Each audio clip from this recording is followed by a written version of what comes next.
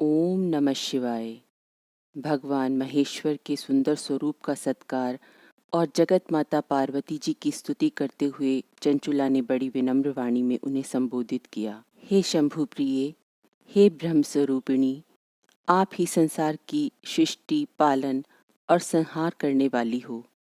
मुझ दीन का कल्याण करने वाली महेश्वरी, कृपा करके ऐसा उपाय कीजिए कि मैं अपने पति बिंदुक के विषय में जान सकूं कि इस समय वो कहाँ है और उसकी क्या गति हुई है।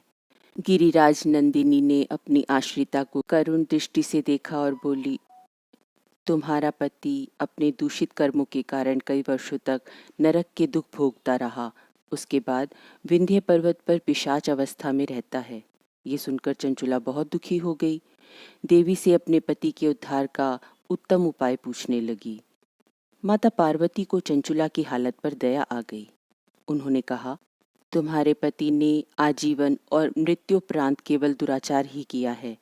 स्नान, संध्या आदि नित्य कर्म छोड़कर अपवित्र रहा करता था। क्रोध के कारण कर्तव्य अकर्तव्य का विवेक भी नहीं कर सका था। दीनों को सताया करता था। अस्त्र शस्त्रों द्वारा हिंसा करता था। अपनी पत्नी का परित्याग करके वैश्याओं के संपर्क में रहता था। सत्पुरुषों से द्वेष और चांडालों से प्रेम किया करता था। यद्यपि जिसने जीते जी कोई सत्कर्म नहीं किया, अब पिशाच योनि में रहकर उससे किस प्रकार की आशा रखी जा सकती है। तथापि मात्र एक ही उपाय उसके समस्त पापों का नाश कर सकता है, वो है शिव पुराण की दिव्य कथा का प्रवचन। इतना कहकर आदिशक्ति ने भगवान शिव की उत्तम कीर्ति का गान करने वाले गंधर्वराज तुम्बुरु को बुलाया और बिंदुक नामक पिशाच के विषय में आदेश देकर विंध्याचल पर्वत जाने को कहा। पति दर्शन की कामना लिए हुए चंचुला भी उसके साथ चली गई। परंतु जब उसने उस पिशाच रूपी अपने पति बिंदुक को वहां इस हालत में देखा, उसकी आंखों से अविरल अश्रुधारा बह चली।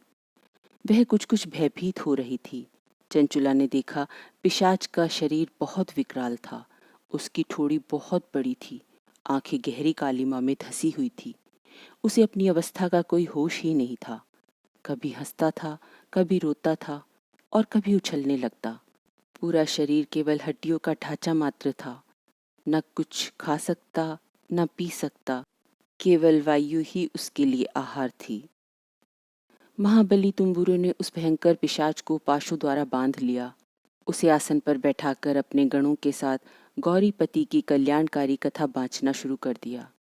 पहली संहिता अर्थात विद्येश्वर संहिता से लेकर 7वीं अर्थात वायु संहिता आते आते बिंदुक अपने समस्त पापों से छूटकर दिव्य स्वरूप में जा मिला। वहां भगवान महेश्वर ने उसे अपना पार्षद बना लिया।